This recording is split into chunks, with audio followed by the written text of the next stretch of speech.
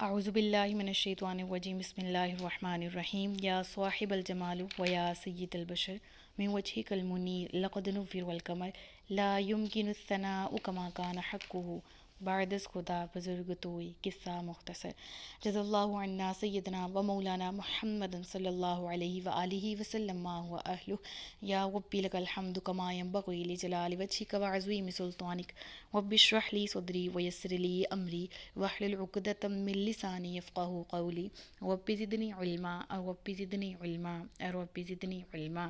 السلام علیکم ورحمۃ اللہ وبرکاتہ۔ میں حافظہ افرا جاوید اسلام آپ سب لوگوں سے مخاطب ہوں۔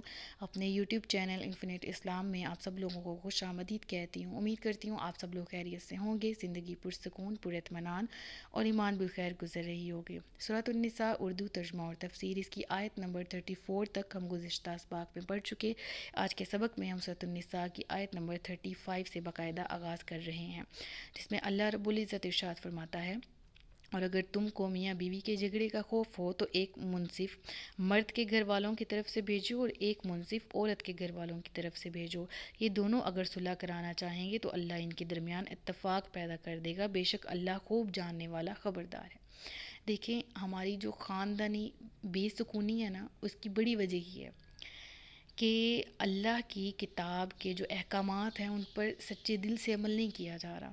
اگر اس بات کو، اس آیت کو سمجھا جائے تو کتنے گھر جو اجڑتے ہیں وہ اجڑنے سے بچ سکتے ہیں۔ دیکھیں، اختلافات ہو جاتے ہیں، ایک جگہ رہتے جھگڑے بھی ہو جاتے ہیں، بحث و مباحثہ بھی ہو جاتا ہے، اختلاف بھی ہوتا ہے۔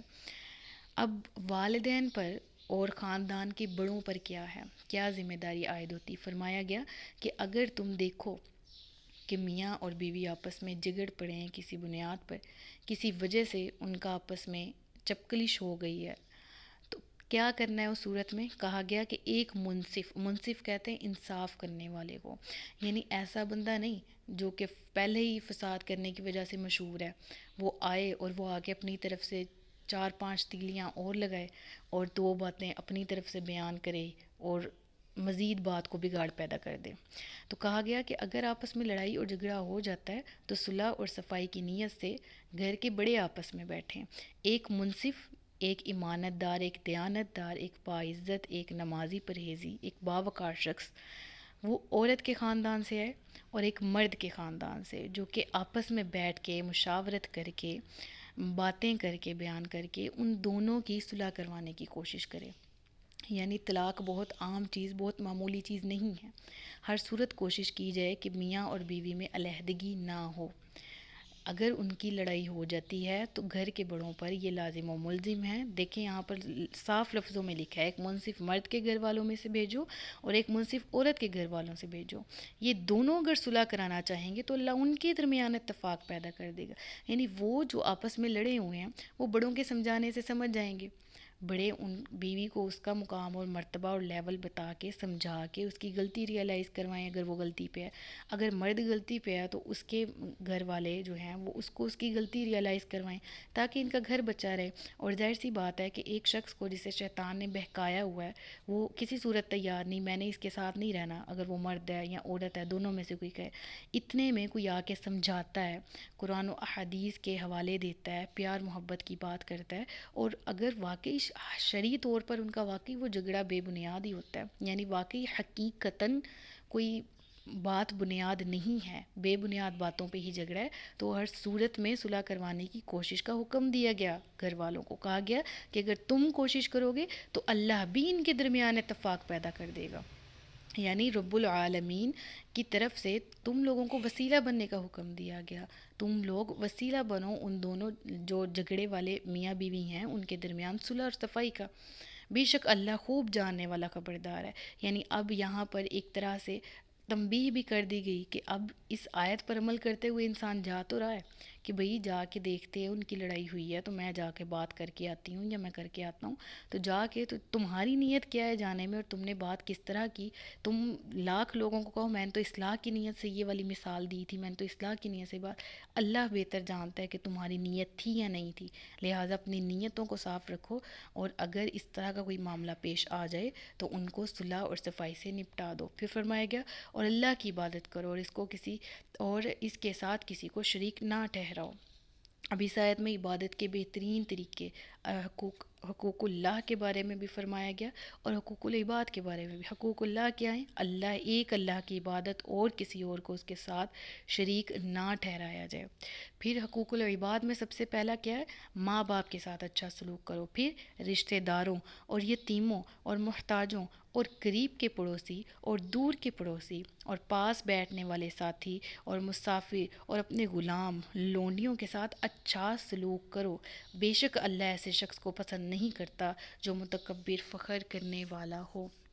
دیکھیں جو دو باتیں اس آیت میں مین بیان ہوئی ہیں، یعنی جن باتوں کو سمجھ لیا جائے، رشتوں کی قدر کریں، حقوق اللہ کے بعد حقوق العباد، ان تمام کی قدر کریں۔ بہترین سلوک کیا ہے؟ آپ اپنے اللہ کے عطا کردہ رزق میں سے ان میں بانٹ سکتے ہیں، اور اگر آپ کے پاس نہیں ہے ان کو کچھ دینے کو، آپ بہترین اخلاق دے سکتے ہیں، آپ اچھی زبان دے سکتے ہیں، آپ دعا دے سکتے ہیں۔ لہٰذا یہ دیکھیں گھر میں غلام اور لونڈی، ان کے ساتھ بھی بہتر سلوک کرنے کا حکم دیا گیا، اور میں اور آپ بہتر جانتے ہیں کہ ہمارے معاشرے میں ان کے ساتھ کیا سلوک کیا جاتا ہے۔ آج کو غلام یا لونڈی نہیں ہے، صرف اگر گھر میں نوکر ہے وہ صفائی کرنے کے لیے آتے ہیں یا وہ گیٹ پہ گارڈ موجود ہیں تو ان کے ساتھ کیا سلوک کیا جاتا ہے یہ ہم بخوبی جانتے ہیں۔ لہٰذا اللہ کی مخلوق سب بھی ہیں، ساری مخلوق کے ساتھ پیار کیا جائے۔ اگر چاہتے ہیں کہ اللہ ہم سے پیار کرے تو اللہ کی مخلوق سے پیار کرنا شروع کر دیں، اور جو اپنے آپ کو یہ سارے جو جھگڑے ہیں، یہ سارے فساد جو ہیں، یہ سارے جو امتیازی سلوک ہیں ان کے ساتھ جو کیے جاتے یا اچھا سلوک نہیں برتا جاتا رشتہ داروں کے ساتھ وغیرہ وغیرہ، تو اس کی بنیاد کیا ہے؟ تکبر ہے، اپنے آپ کو اچھا سمجھنا، پریورٹی پہ لے کر آنا، بہتر سمجھنا۔ اس سے منع کیا گیا، فرمایا گیا کہ ایسے شخص کو اللہ نہیں پسند کرتا جو تکبر کرنے والا ہے، جو فخر کرنے والا ہے۔ تکبر کہتے کس کو ہیں؟ تکبر یعنی اپنے آپ سے بڑھ کر کسی کو نہ سمجھنا، اپنے آپ کو ہی ہر طرح سے پرفیکٹ سمجھنا، اپنے آپ کو ہی بہتر سمجھنا اور کسی کو اپنے سے حقیر سمجھنا، تو اللہ ایسے شخص کو پسند نہیں کرتا۔ اللہ تعالی ہم سب کو فخر کرنے سے، تکبر کرنے سے بچا کے رکھے۔ یہ وہی چیز ہے جس نے شیطان کو مردود کیا تھا، اور یہی انسان کو آسمان کی بلندیوں سے زمین پر پٹک دیتی ہے اور ایسی بری طرح سے چوٹ دیتی ہے کہ انسان دوبارہ سنبھل نہیں سکتا۔ لہٰذا اس سے جتنی صورت ہو بچا جائے اتنا ہی انسان کے لیے بہتر ہے۔ فرمایا گیا اور وہ لوگ جو خود بخل کرتے ہیں اور دیگر لوگوں کو بخل کا کہتے ہیں، اور اللہ نے جو انہیں اپنے فضل سے دیا اسے چھپاتے ہیں، ان کے لیے شدید وعید ہے، اور کافروں کے لیے ہم نے ذلت کا عذاب تیار کر رکھا ہے۔ استغفر اللہ۔ دیکھیے جو لوگ خود بخل کس کو کہتے ہیں؟ کنجوسی کو، یعنی وہ چیز جو برتنے کی ہے اس کو نہ خود برتنا اور نہ کسی کو برتنے دینا، کنجوسی کہلاتا ہے۔ ایسی چیز جو نعمت اللہ نے آپ کو دی ہے لیکن آپ اس نعمت کا اقرار نہیں کرتے، آپ اس کا اظہار نہیں کرتے۔ وہ نعمت علم بھی ہے، آپ کو کسی چیز کے بارے میں علم ہے اور آپ وہ جانتے بوجھتے دوسروں سے چھپاتے ہیں۔ کوئی آپ سے پوچھتا ہے آپ اسے نہیں بتاتے، اسپیشلی اگر دیکھا جائے کلاسز میں ایسا ہوتا ہے، آپ کسی بھی لیول پر ہوں، کوئی ایسا ٹاپک ہے کسی کو سمجھ نہیں آ رہا، آپ بھی نہیں سمجھاتے کہ میرے نمبر زیادہ آ جائیں، تو دیکھیں کہ اللہ تعالیٰ کیا فرما رہا ہے کہ بانٹنے کی چیز ضرور بانٹو، بخل نہ کرو۔ علم جتنا بانٹیں گے اتنا بڑھے گا۔ علم کے علاوہ رزق ہے، دولت ہے۔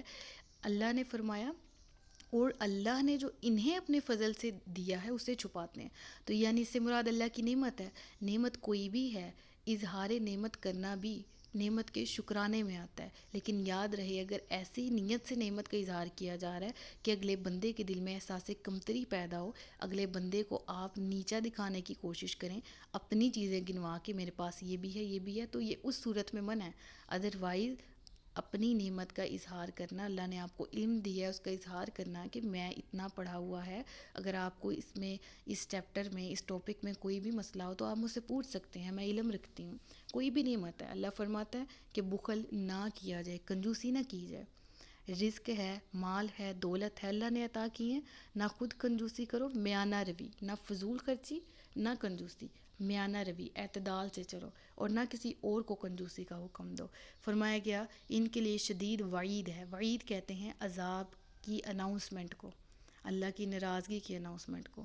تو اللہ فرماتا ہے جس طرح نوید کہتے ہیں نا خوشی کی خبر کو، اسی طرح وعید کہتے ہیں غم کی، عذاب کی جو خبر ہے اس کو دینا۔ تو اور فرماتا ہے کہ کافروں کے لیے ہم نے ذلت کا عذاب تیار کر رکھا ہے، استغفر اللہ، اور بے شک جو جہنم میں جائے گا وہ سب سے زیادہ ذلیل ہے۔ اللہ تعالیٰ ہم سب کو امان میں رکھے۔ فرمایا گیا اور وہ لوگ جو اپنے مال لوگوں کے دکھاوے کے لیے خرچ کرتے ہیں اور نہ اللہ پر ایمان لاتے ہیں اور نہ ہی آخرت کے دن پر، تو ان کے لیے شدید وعید ہے۔ فرمایا گیا کہ یہ جو کافر ہیں جن کو عام طور پر کہا جاتا ہے کہ ہم دیکھتے بھی ہیں اپنے ارد گرد چیریٹی کے نام پہ دنیا میں صدقہ و خیرات کرتے پھرتے ہیں، ایسے لوگوں کے لیے دنیا میں ان کے کیے کا حصہ ضرور ہے، یعنی دنیاوی طور پر ان کو عزت بھی مل جائے گی، جتنا ہی خرچ کریں اتنا ان کو اور مل جائے گا، یہ اور خرچ کریں گے لوگوں پر وغیرہ، لیکن آخرت میں ان کا کوئی حصہ نہیں۔ کیوں؟ کیونکہ اول تو ان کے پاس ایمان نہیں ہے، جو ایمان کی دولت سے خالی، جو خالق کو معبود ہی نہیں مان رہے، تو اس کو خالق سے ثواب کیسے ملے گا، اس کو خالق سے جنت کیسے ملے گی؟ جو نہ جنت کی نیت کرتے ہوئے نیکی کرتے ہیں، نہ معبود کو راضی کرنے کے لیے نیکی کرتے ہیں۔ فرمایا گیا جو دکھاوے کی نیکی کرتے ہیں اور اللہ پر ایمان نہیں لاتے اور نہ ہی مرنے پہ، یعنی مرنے کے بعد کی زندگی جنت اور دوزخ کی زندگی پر، تو رب العالمین فرماتا ہے ان کے لیے شدید وعید ہے، جس کا ساتھی شیطان بن جائے تو کتنا برا ساتھی ہو گیا۔ اب پیاری بہنوں، مجھے سننے والوں، اس چیز پہ غور کریں کہ اگر ہم اس کو خود پہ بھی دیکھیں، وَمَن يَكُنِ الشَّيْطَانُ لَهُ قَرِينًا فَسَاءَ قَرِينًا، جس نے شیطان کو ساتھی بنا لیا، یعنی بات تو کافروں کی جا رہی تھی، لیکن اگر آیت کے اس حصے کو دیکھا جائے کہ ہم بھی تو بہت سے کاموں میں شیطان کو اپنا دوست بنایا ہوا ہے نا، اس کی پیروی کرتے ہیں، دوست کی ہر بات مانی جاتی ہے نا، تو شیطان کی بھی ہر بات مانی جاتی ہے، اپنے نفس کے غلام ہوئے پڑے ہیں ہم لوگ۔ تو رب العالمین کیا فرماتا ہے، جس نے شیطان کو دوست بنایا تو کیا ہی برا دوست بنایا، کتنا ہی برا ساتھی ہے اس کا۔ استغفر اللہ، ان الشیطان لکم عدو مبین، فرمایا گیا شیطان تو تمہارا کھلا دشمن ہے۔ تو جس کے معبود نے، پروردگار نے اناؤنس کر دیا قرآن کریم میں کہ خبردار وہ تمہارا کھلا دشمن ہے، اور پھر اس سے دوستی کر لی جائے، تو پھر رب العالمین فرما رہا ہے کتنا ہی برا ساتھی ہے۔ اللہ تعالی ہم سب کو ایسے برے ساتھی سے پناہ میں رکھے، اپنے نبی کی سنت پر عمل کرنے کی توفیق دے۔ آیت نمبر 39، اور اگر وہ اللہ اور قیامت پر ایمان لاتے اور اللہ کے دیے ہوئے رزق میں سے اس کی راہ میں خرچ کرتے تو ان کا کیا نقصان تھا، اور اللہ انہیں جانتا ہے، یعنی دیا تو جا رہا ہے، طوعا و کرہن، جانا تو اسی کے پاس ہے، خوشی سے یا ناخوشی سے لوٹنا تو ادھر ہی ہے، وَإِلَيْهِ تُرْجَعُونَ، اسی کی طرف لوٹائے جانا ہے ہم نے۔ تو فرمایا گیا کہ جو اللہ پر ایمان نہیں رکھتے، جو آخرت پر ایمان نہیں رکھتے، جو اپنا مال دکھاوے پہ خرچ کرتے ہیں، کر تو رہے ہیں، چیز تو پاس سے جا رہی ہے، پیسے تو وہ دے رہے ہیں، رزق تو وہ بانٹ رہے ہیں، تقسیم کر رہے ہیں، اللہ فرما رہا ہے کیا ہی اچھا ہوتا کہ اگر وہ اللہ پر بھی ایمان لے آتے، وہ آخرت کے دن پر بھی ایمان لے آتے، اللہ کے دیے ہوئے رزق میں سے اللہ کی راہ میں خرچ کرتے۔ یعنی اگر ہم کسی کو دے رہے ہیں تو ہم اپنے آپ کو کاؤنٹ ہی کیوں کریں، ہم کیوں کہیں کہ ہم نے دیا، ہم نے اس پر احسان کیا، اس کو قدر نہیں ہے، ہم نے اس کی جتنی دفعہ یہ مشکل میں آئی یا آیا، ہم نے اس پر احسان کیا، ہم نے اس کو اس سے نکالا۔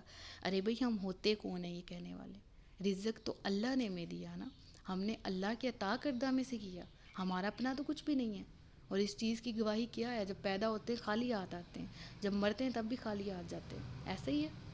پھر اللہ نے اس آیت میں یہ بھی بیان فرمایا، دیکھیں واضح ہے، اور اللہ کے دیے ہوئے رزق میں سے اس کی راہ میں خرچ کرتے ہیں، یعنی اپنا تو کچھ بھی نہیں ہے، اللہ کا ہے، اللہ کے نام پہ دیا جائے۔ اللہ فرماتا ہے تو ان کا کیا نقصان تھا، کیا برا تھا اگر وہ ایسا کرتے، اور اس میں تو بالکل بھی کوئی برائی نہیں، کوئی نقصان نہیں ہے۔